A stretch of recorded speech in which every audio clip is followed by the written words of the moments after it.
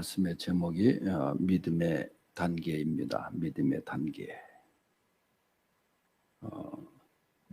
세상에 그 일에도 단계가 있죠. 너무 급하게 무리하게 단계를 뛰어넘으려고 하면은 그에 따른 부작용이 생기게 됩니다. 예를 들면 자동차 면허를 취득했다고 해서 바로 고속도로 나간다. 뭐 그런 용감한 사람도 있습니다만은 그저 초보 운전 표시를 하고 연수를 받고 그렇게 하는 게 그 단계적인 방법입니다. 또 아이들의 발달 단계도 있습니다. 유아기 단계, 심리학에서 그 단계를 얘기합니다만은 갓난아이에게 젖을 먹이지 아니하고 밥을 바로 먹인다. 맞지 않는 거예요. 다 단계적인 것이 있습니다. 교육도 마찬가지고. 오늘 본문의 말씀에 믿음의 단계에 대해서 아주 잘 말씀해 주고 있습니다. 어떻게 하면은 참 좋은 믿음, 그 믿음으로 나가게 되는가. 그래서 이 아침에는 이 베드로 전서 2장에 나타난 그 믿음의 단계에 대해서 말씀을 드리도록 하겠습니다. 첫째는 버리는 단계입니다. 이게 믿음의 첫 번째 단계예요. 우리가 1절을 다시 한번 읽어봅니다. 시작. 그러므로 모든 악독과 모든 기만과 외식과 시기와 모든 비방하는 말을 버리고. 아멘. 이 믿음의 단계는 버릴 것을 버려야 되는 거예요. 베드로가 누가복음 5장에 보면은 게네사렛 호수, 갈릴리 호수 거기서 예수님을 처음 만나죠. 깊은 데로 가서 그물을 내려 고기를 잡으라. 그런 말씀에 의지해서 베드로가 자신의 경험과 지식을 다 내려놓고 깊은 데 가서 그물을 던집니다. 엄청 고기를 많이 잡죠. 축복을 상징합니다. 그물이 찢어질 정도로. 그런데 그러고 나서 베드로가 자신을 발견하게 되죠. 주님을 보는 순간에 자신을 발견하는 거예요. 그게 뭐냐면은 죄인의 모습이었죠. 그래서 베드로의 고백이 주님, 나를 떠나서서 나는 죄인입니다. 그렇게 얘기를 해요. 예수님으로부터 이제 부르심을 받죠. 나를 따르라. 이제 사람 낚는 어부가 되게 하리라. 그리고 성경은 바로 이어서 말하기를 베드로가 그토록 의지했던 배와 그물을 버리고 예수를 쫓으니라. 그렇게 얘기했어요. 우리가 믿음의 단계, 바로 버릴 것을 버려야 되는 거예요. 죄의 노예가 되었던 것 끊어버리고 믿음의 단계에 들어가야 되는 거죠. 오늘 말씀에 보면 모든 악도, 모든 기만, 외식, 시기, 비방하는 말을 버리라. 그래서 하나도 유익이 되는 게 없어요. 이런 것들은 다 버리라. 그런 얘기. 버릴 것을 버려야 되는 겁니다. 버릴 것을 버리지 못하면 믿음의 단계에 들어가기가 어려워요.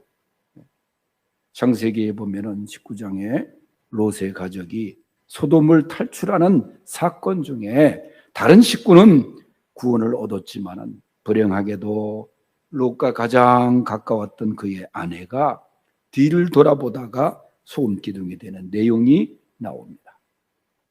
그게 맞는 건지 모르지만 오래전에 제가 성지순례 처음으로 갔을 때, 처음이자 마지막이지만은 주 사회를 가다 보니까 오른쪽 언덕에 가이드가 저게 롯의 아내 소금 기둥이라는 거예요. 그 언덕에 보니까 그런 사람 비슷한 기둥이 있더라고. 여러분, 뒤를 돌아보다가 버릴 것을 버리지 못하다가 소금 기둥이 되었다. 하나님께서 돌아보거나 들에 머물지 말라고 하셨죠. 그런데 그 롯의 아내가 두고온 재물에 대한 미련을 버리지 못해서 불행한 세월을 맞이하게 된 것입니다.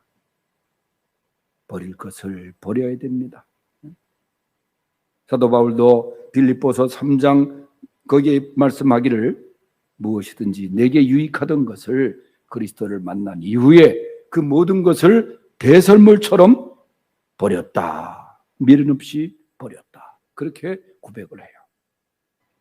오늘 베드로 사도는 모든 악독, 이 마음의 악이라는 거예요.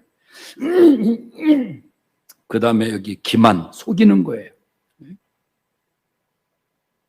그 다음에 비방하는 말, 시기, 비방하는 말, 외식. 이런 것들은 믿음 생활에 하나도 도움이 되지 않고 오히려 치명상을 주는 것들이라. 여러분, 히브리서 12장 1절에 보면은 우리 믿음의 삶을 경기장의 경주자로 비유를 했습니다. 그러면서 표현하기를 믿음의 경주에서 모든 무거운 것과 얽매이기 쉬운 죄를 벗어버리라 그랬어요. 이 죄의 짐이 믿음의 경주에 얼마나 큰 장애물이 되는지 버리라 그 말이에요. 주님의 십자가 아래 다 내려놓으라. 우리가 아직도 버리지 못하고 미련을 갖고 움켜잡고 있으면 롯의 부인처럼 그렇게 될 수 있는 거예요. 네? 여러분 언젠가 얘기했지만은 그 동남아시아에서 원숭이를 잡는 방법이 뭐예요? 선교사들이 원주민이 원숭이를 잡는 방법을 보니까 냄새나는 땅콩을 항아리에 집어넣고 그 밑에 갖다만 놓기만 하면 원숭이들이 땅콩 냄새에 그 손을 항아리에 집어넣어서 땅콩을 움켜잡는다는 거예요. 그리고 그 아귀에서 나오지 못하고 그냥 낑낑대고 있을 때 손이 아파 부어오르고 그때 가서 원주민들이 한 마리씩 안아갖고 온다는 거예요. 손을 펴면은 자기가 살 수 있는데 움켜잡으니까 움켜잡은 거에 대한 미련을 갖고 있으니까 놓지 않으니까 결국은 잡혀서 동물원에 팔려가기도 하고 아직도 내가 움켜잡고 있는 것들 우리가 손을 펴야 되는 것. 버릴 것을 버리고 포기할 것을 포기할 줄 아는 그런 믿음의 단계에 들어갈 수 있는 성도들이 되시기를 바랍니다. 두 번째 단계는 사모하는 단계. 사모하는 단계. 여기 말씀해 보면은 2절 우리 다 같이 2절 시작. 갓난아기들 같이 순전하고 신령한 젖을 사모하라. 이는 그로 말미암아 너희로 구원에 이르도록 자라게 하려 함이라. 아멘. 여기 앞부분에 보니까 갓난아기들 같이 순전하고 신령한 젖을 사모하라. 그래서 사모하는 단계. 시편 42편 1절에 보면 고라자손의 간절한 고백이 나오는데 오늘 이제 우리가 이달의 찬양으로 부를 말씀입니다만 하나님이여 사슴이 시냇물을 찾기에 갈급한 같이 내 영혼이 주를 찾기에 갈급하나이다. 이 고라자손 하면은 모세의 친척이었습니다. 그 모세를 배반하죠. 하나님을 배반하죠. 제가 몇 주 전에 설교를 했습니다만 심판을 하나님께서 내리시는데 땅이 갈라져서 고라자손들이 아주 멸살을 당합니다. 그 고라가 하나님을 반역하고 멀리 떠난 상태에서 그 정말 가슴 아픈 일을 당한 불행했던 일을 당한 것을 기억하면서 이 고라자손이 목마른 사슴이 시냇물을 그토록 찾아 헤매이는 것처럼 하나님을 그리워하고 사모합니다. 여러분 목마른 사슴 뭐 우리나라의 사슴이 아니에요. 우리나라의 사슴은 뭐 대부분 양육을 하잖아요. 뭐 양육하다가 도망친 사슴이 야생이 된 사람도 있죠. 사람이 아니라 사슴도 있지만 대부분 다 먹여요. 그래서 주인이 먹을 걸 갖다 주고 물도 주고. 그런데 이 이스라엘의 샀음을 얘기하는 것은 이스라엘이 그렇게 물이 풍족한 곳이 아닙니다. 갈수기와 건기가 많아가지고 갈증이 얼마나 극도에, 정말 극도로 심한지, 뭐 진해까지 말라 애타게 물을 그리워하며 찾는 그 이스라엘의 사슴을 연상하면서 이 말씀을 생각해야 돼요. 그렇게 지친 사슴이 큰 물을 사모하듯이 우리 믿음의 성도들은 하나님을 그렇게 목말라 하고 그리워하고 사모해야 된다. 그렇게요. 하나님을 찾는. 베드로 사도가 오늘 말씀의 1장 1절에 보면 흩어진 나그네들에게 권면하는 이 베드로서를 보내지 않았어요? 말씀하기를 너희들은 버릴 것을 버리고 갓난아기들 같이 순전하고 신령한 젖을 사모하라. 그렇게 얘기했어요. 이 갓난아기들, 갓 태어난 아기들, 이 학자들은 이 갓난아기의 특징이 뭐냐? 한 가지밖에 없는데 사모하는 것밖에 없다는 거예요. 그렇잖아요. 갓난아기는 뭐 정치에 관심 있겠어, 뭐 경제에 관심 있겠어. 그저 어머니 젖을 사모하는 그것밖에 없습니다. 그건 동물도 마찬가지더라고. 강아지도 태어나자마자 어미 젖을 찾잖아요. 막. 그 사모함밖에 없다는 거예요. 그래서 성도들은 신령한 젖, 그게 뭐예요? 하나님의 말씀이거든요. 하나님의 말씀을 사모하고 그 말씀을 먹고 살아야 된다는 거죠. 하나님의 은혜, 바로 사모하는 만큼 받는 거예요. 여러분, 말씀을 사모할 수 있기를 바랍니다. 오늘 이렇게 나와서 예배 드리는 것도 사모함이에요. 하나님의 말씀을 사모하고 은혜를 사모하고 기다릴 때 하나님께서 은혜를 주실 줄로 믿습니다. 그 다음에 세 번째 단계가 뭐냐? 성장의 단계. 2절 여기 하반절 읽은 말씀 보면 그런 말미암아 너희로 구원에 이르도록 자라게 하려 함이라 그랬어요. 우리가 예수님을 믿고 우리가 거듭나는 거 있잖아요. 우리가 어느 날 주님을 영접하고 또 내가 주님의 그 은혜를 깨닫고 주님의 살아계심을 고백하고, 그건 순간적이에요. 뭐 그게 계속 내가 예수 믿는다는 것은 계속 이어지는 게 아니에요. 그래서 뭐 이 집회 때 보면은 아니 오늘 말씀을 듣고 예수님을 영접하기로 원하는 사람 손 드시죠. 뭐 장로님도 손 들고 집사님도 손 들고 막 이미 영접을 했으면은 그 믿음은 그거거든요. 이례적인 사건이거든요. 그런데 그 이례적인 구원의 사건, 그 믿음은 계속해서 지속적으로 성장해야 되는 거예요. 에베소서에 보면은 그리스도의 장성한 분량에 이르기까지 하는 말씀이 있잖아요. 그래서 믿음의 성장은 계속해서 이루어져야 됩니다. 믿음이 멈추거나 믿음이 오히려 퇴보하는 그런 일이 있어서는 안 돼요. 물론 믿음이 좋은 사람도 때로는 슬럼프도 있어요.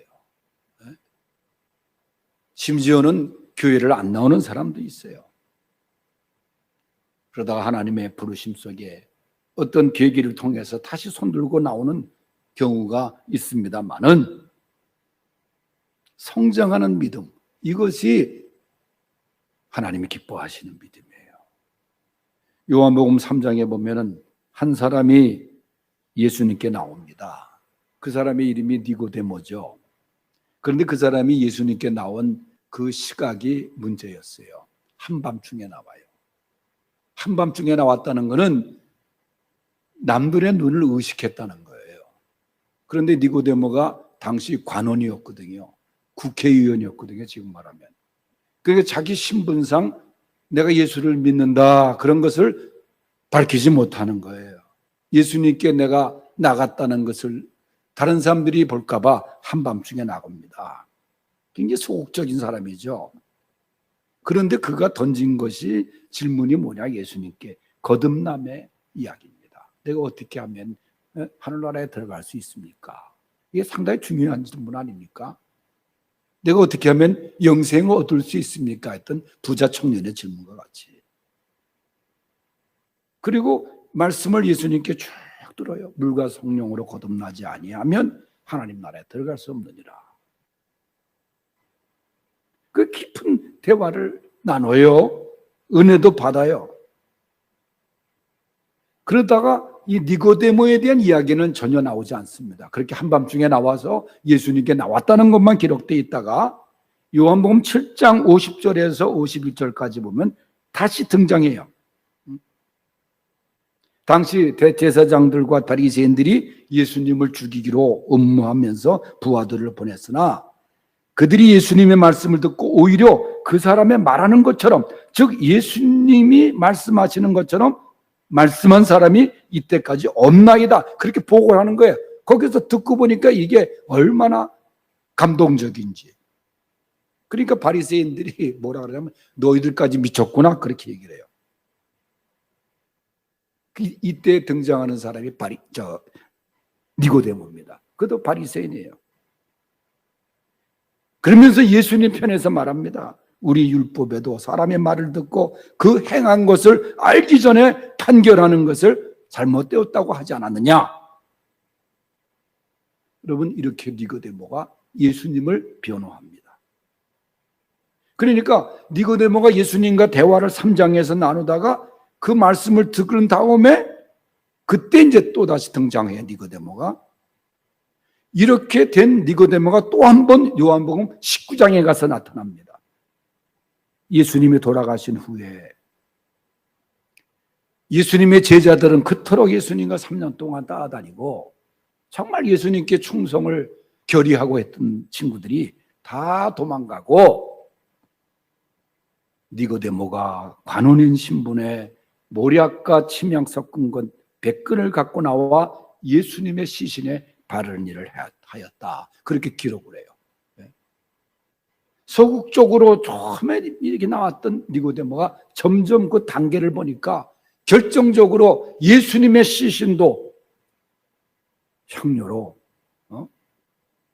바르는 일에 그 남들의 그 위험도 무릅쓰고 사실은 목숨 내놓고 하는 일이거든요. 출교를 당할 수도 있거든요. 바리새인 신분에 예수님을 따른다는 게 얼마나 그게 어려운 일입니까?